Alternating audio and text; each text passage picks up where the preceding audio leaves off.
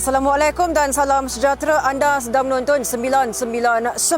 Secara ini juga boleh ditonton di www.tonton.com.my. 5 Mac lalu, sebuah helikopter model AW139 milik Agensi Penguasaan Maritim Malaysia APMM terlibat dalam satu insiden pendaratan cemas. 4 kru termasuk seorang juruterbang berjaya diselamatkan hasil kecekapan pasukan penyelamat serta bantuan nelayan di lokasi kejadian. Saksikan perincian laporan khas pendaratan cemas AW139 disediakan wartawan Ainul Abdul Rauf.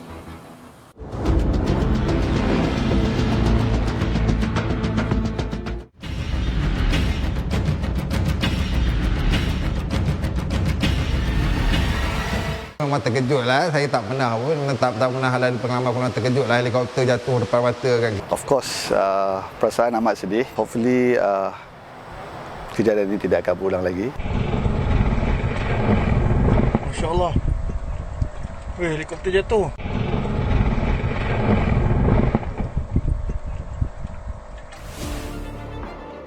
Tanggal 5 Mac 2024, tarikh yang pastinya terpahat erat di memori segelintir masyarakat dalam negara, khususnya tenaga kerja Agensi Penguasaan Maritim Malaysia APMM.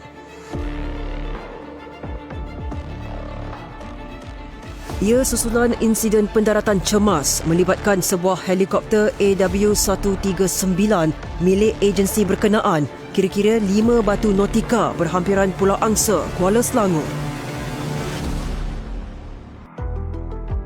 Pesawat yang membawa 4 penumpang termasuk juruterbang dilaporkan berlepas dari lapangan terbang Sultan Abdul Aziz Shah, Subang pada jam 9.10 pagi bagi menjalani latihan penerbangan.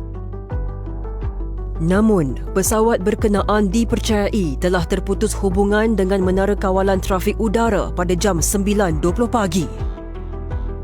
Rentetan itu, Pusat Koordinasi Menyelamat Aeronautical Kuala Lumpur diaktifkan serta-merta bagi mengenal pasti lokasi pesawat ekoran tiada panggilan kecemasan diterima.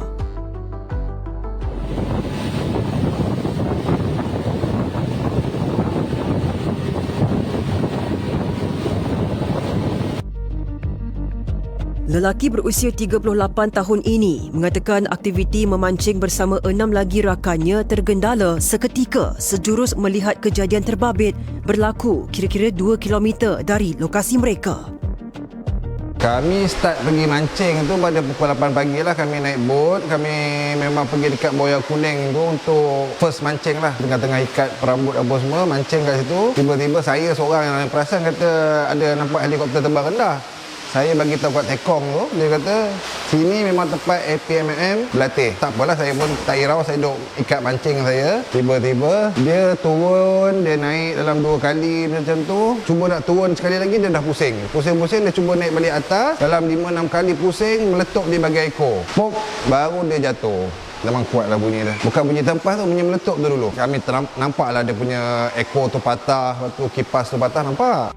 Pihak Berkuasa Penerbangan Awam Malaysia CAAM serta Ibu Pejabat Polis Kontingen Selangor turut mengesahkan tindakan pemancing itu dalam memberi maklumat berhubung kejadian terbabit menerusi panggilan MERS 999.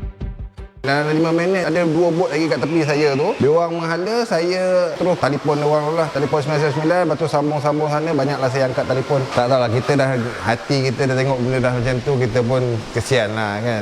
Kita terus telefon 999. Saya terus send location. Tanpa orang tanya pun saya send location terus. Jadi dia orang dapat detect location tu, dia orang terus menghala lah. Telefon saya tak berhentilah orang telefon. Daripada polis, daripada FMM, daripada bomber. Susulan kejadian itu, sepasukan anggota penyelamat APMM telah digerakkan menggunakan pesawat AS365N3 dari Stesen Udara Maritim Subang ke lokasi kejadian.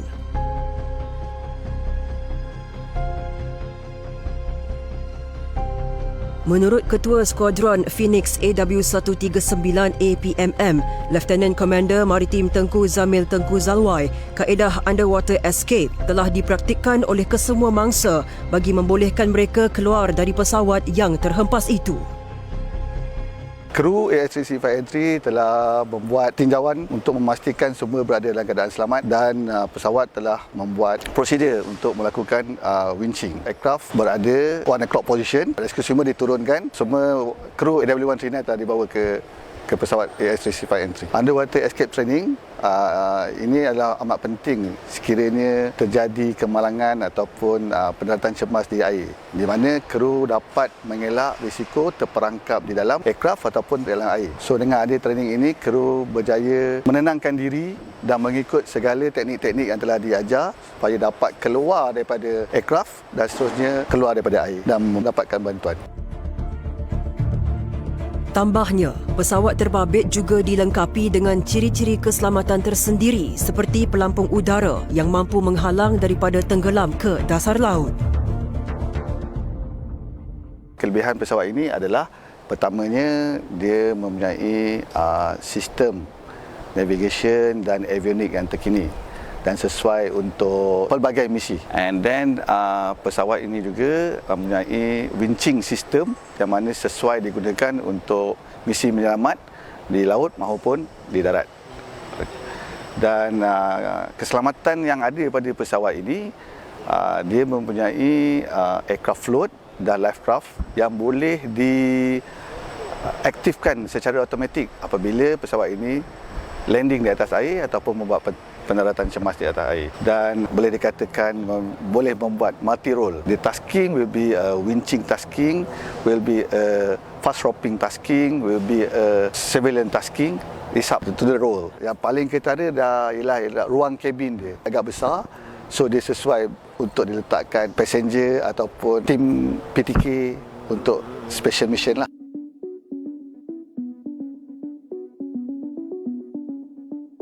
Pesawat dengan nombor pendaftaran Mike 7201 terbabit mempunyai nilai sentimental yang tersendiri bersama APMM. Ekoran ia merupakan unit pertama di dalam skuadron Phoenix AW139. Dengan catatan rekod hampir 5,000 jam penerbangan, pelbagai kejayaan operasi telah dicapai menggunakan pesawat berkenaan. Mike 7201 ni sentimental pada semua pilot Skuadron AW139. Kebanyakan operasi-operasi yang dilaksanakan tu misi-misi yang penting bagi nasional lah. Contohnya macam Lahad Datu, di mana selepas itu pesawat telah ditempatkan di Sabah untuk membantu Eskom. Itu juga pada 2014, pesawat juga terlibat dengan pencarian MH370. Terlalu banyak kalau saya nak ceritakan untuk ops yang telah dilaksanakan oleh pesawat Mike 7201. Contoh yang lain adalah seperti ops jangka haram, ops sailang, and banyak lagi ops yang dilakukan oleh Mike 7201. So dia ada signifikan sikit lah dekat situ. That's why kita agak sedih lah apabila Mike 7201 dah tiada dalam perkhidmatan lagi. Operasi cari lamat kesemua mangsa turut dibantu 3 aset bot milik APMM Negeri Selangor serta pasukan polis Marin Pelabuhan Klang.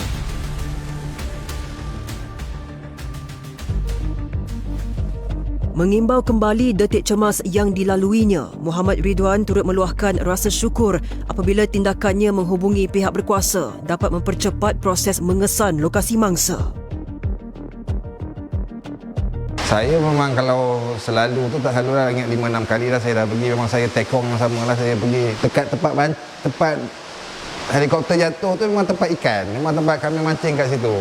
Helikopter tu jatuh tu dia memang menghala ke bot kami lah. Kalau saya ingat, kalau tiba-tiba dia bergerak ke depan dia, saya ingat memang kena saya ingat. Memang terkejut lah, saya tak pernah pun, tak pernah ada pengalaman pun terkejut lah helikopter jatuh depan mata kan. Susulan nahas terbabit, keempat-empat mangsa selamat tiba di Stesen Udara Maritim Subang sekitar jam 10.58 pagi dan dibawa ke Hospital Sungai Buloh bagi pemeriksaan lanjut. Of course, perasaan amat sedih. Pertama, kita tidak boleh elakkan kejadian ini dia telah berlaku. Bagi saya yang paling penting adalah nyawa. Semua kru selamat, tidak mengalami kecederaan yang serius. Dan hopefully kejadian ini tidak akan berulang lagi. Meskipun kejadian ini telah berlaku, dia tidak mematahkan semangat kami untuk terus berjuang di dalam melaksanakan segala misi yang telah ditetapkan oleh Agensi Penguasaan Maritim Malaysia. dan kami akan tetap bergerak seperti biasa. Kami tetap akan meneruskan latihan untuk memantapkan lagi capability Squadron AW139. Of course, kita akan kekal maintain the standard.